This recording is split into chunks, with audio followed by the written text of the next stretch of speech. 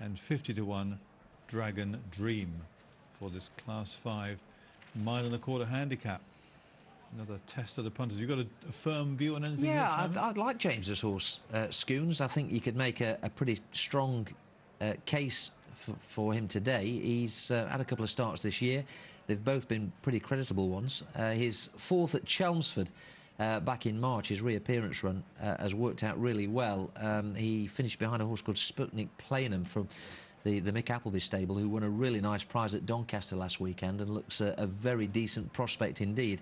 Then he ran over 1.5 miles at Lingfield last month, and he was a bit key in early part of the race, but very much in the mix, and faded to finish fourth behind Smiley Bagel, who was second, and of course Frank the Form here this afternoon. So the form looks pretty strong, and I think the drop back in distance to 1.25 miles will be a step in the right direction. OK, you've made a good case for that one. How about X-Rated? The grey we can see there, the Exceedon Excel gelding, 4-year-old, Adam Kirby on board. Yeah, he ran OK at Southwell, this horse, on the back of a break, and then of course we haven't seen him again for another 7 weeks, so I'm not quite sure what the delay has been as far as he goes. But he's reasonably well treated on his last winning form, and you've got to say he does look well, and Mark Johnson's horses are in good form. They are. Had a winner earlier on in the day at Lingfield. It was a drifter, but Angelina Dore bolted in earlier and Presence Process was a drifter, we reported at the top of the show. Yeah. Despite the fact that he's in really good form. It'd be too easy if all market movers inwards all won, wouldn't it? Yeah. Alongside him is Scoons. There are two that we've just been talking about, X-Rated on the right, Scoons on the left.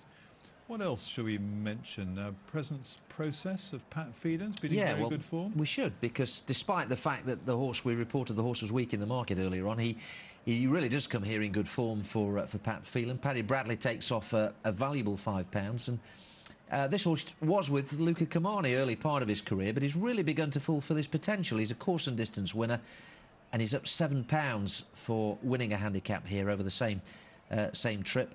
He travelled very well that day. Of course, the £7 rise is going to make it a little bit tougher, but he's only a 4-year-old. He's got a rating of 68. Paddy Bradley taking off the £5. So, you know, it's not out of the question that he could make more progress this It's interesting because we did mark him down as a drifter earlier on, but the money has come for him. Here, Presence Process, 9 to 2 opening price into 130 now, and round about the same on the exchanges. A tiny bit longer. It's certainly dangerous to dismiss his chances, and I wouldn't put anyone off him, but I think he could easily have more to offer. Presence Process, Mako Polo we should mention as well. Cheek pieces on for the first time. Tom Dascombe trains, Hayley Turner rides, and this horse hasn't found winning easy, but he has been running fairly consistently, and if the cheek pieces make a difference, he could make an impact as well. Been off for quite a long time. Yeah, good second, early part of the all-weather season behind a real Wolverhampton specialist, Champagne Pink. That was over the extended 9 furlongs. So the 10 around Lingfield will be absolutely fine for him. And, you know, he ran quite well as well at Kempton over 11 furlongs in a decent grade. So he's a horse that I think has got races in him, that's for sure. And as I say, if the cheek pieces make an impact, he could give Hayley a decent spin here. But no, I think I'm gonna stick with Scoons, and hopefully he can succeed for the Skeleton Man. There is. I suppose you could call Adam Kirby the Skeleton Man, because he's a tall man. There are many people who just back Adam Kirby blind at Lingfield, don't they? Because he rides for track sublimely. Doesn't he just? And we saw him in great, to great effect, didn't we? You see that, you know, that if you look at the stats they've ridden, if you add their winning, they probably get more rides than most people, but their winning stats at Lingfield are phenomenal. Yeah, and the thing about Adam Kirby is he's such a great horseman. That's the thing. You know, he really thinks about it. He knows the horses, and you know, he made that comment to Hayley about his win on Crack On, Crack On. He didn't want to put the horse in the race too soon. He wanted to teach him something. So whilst we thought he'd really missed the break, Adam was pretty keen to drop him in and to produce him with that turn of foot and to judge the pace of the race the way he did. Just shows what a class act he is. And of course, we talk about him being the best jockey around Lingfield. He's a Group 1 winning jockey elsewhere in his own right. He sure is. We're nearly time for the last race when John Hunt then sprints to the car park. All yours, John. Tonight, Robert, but we'll be sprinting. 14 minutes past. They're off and racing, jumping away. Bridge of Sighs a little bit slowly away under Sean Levy as they head round towards the first corner here, which comes up very quickly in this mile-and-a-quarter event. Mako Polo and X-Rated are the first two to show. Presence Process in third place, followed then in fourth position by Music Major. Music Major has company to the outside in the form of Baston Hill. Scoons is just in behind those. Bridge of Sighs has made up one place, and the filly Dragon Dream is now our back marker as they come well inside the final mile to the 7 furlong pole, and X-Rated has taken over. X-Rated from Presence Process and Mako Polo in third place. In fourth comes Music Major, and then Scoons towards the inside under Daniel Muscat. Baston Hill is just with him. Bridge of Sighs next, and Dragon Dream is our back marker as they continue to race on towards the top turn at the far end of the racecourse. When they make the turn, there'll be just over 5 furlongs left to go here in the Europa League betting at 188bet handicap, and still X-Rated and Adam Kirby leading the field.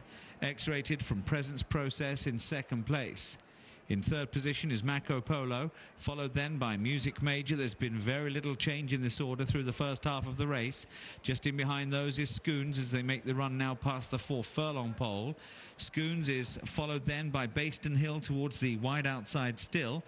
And right at the back, Dragon Dream still is to the rear, and with that one Bridge of Sighs. They head then down the side of the course. X-Rated, but Presence Process trying to mount a challenge on the wide outside from Mako Polo and Music Major. They're still the front 4. Scoons and Baston Hill trying hard to close from Bridge of Sighs, and Dragon Dream once again clearly last as the grey X-Rated tries to see it out. Down to the final furlong. X-Rated, Baston Hill, Presence Process down the outside in company there with Music Major as they head now close home. X-Rated, Baston Hill the danger.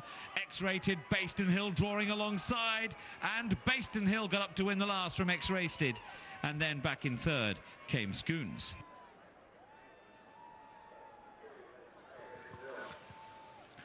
Baston Hill comes home in front under Jason Watson, who's proving once again the value for his £5 claim. This time teaming up with Mark Usher.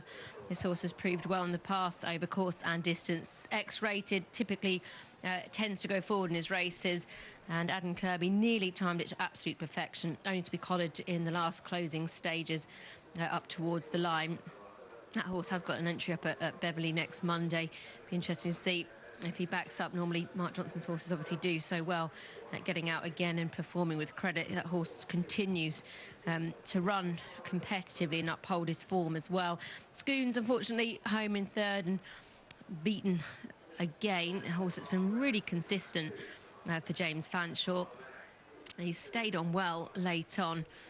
I thought that Presence Process was going to be booked for a placed effort there, but Scoons has got there to nick the third place prize money there from a family that James Fanshawe's done so well with as well. Obviously a half-brother to seal of approval, that Group 1. The fillies from that family tend to do very well, but Baston Hill, the winner here, is won at big odds. Jason Watson timing it to absolute perfection. And this horse coming back from a bit of a layoff as well. Good training performance for Mark Usher. But X-Rated's run with real credit, I think, in defeat. Jason's claim, I think, has certainly got a lot to do with it. But Adam Kirby went out to cut the fractions early on, and Jason was sat quite wide in the early stages, but he's made sure that he's kept tabs on the leader throughout, not given Adam Kirby all his own way out in front, and he certainly made some good moves at the right time throughout the race there to land our last. Yeah, and more indications of what a good young jockey Jason Watson is. Just looking at the apprentice jockey title odds, Ross O'Ryan and David Egan head the market, but Watson is round about, well, he was round about sort of 6 to 1 or so. Give you a run for your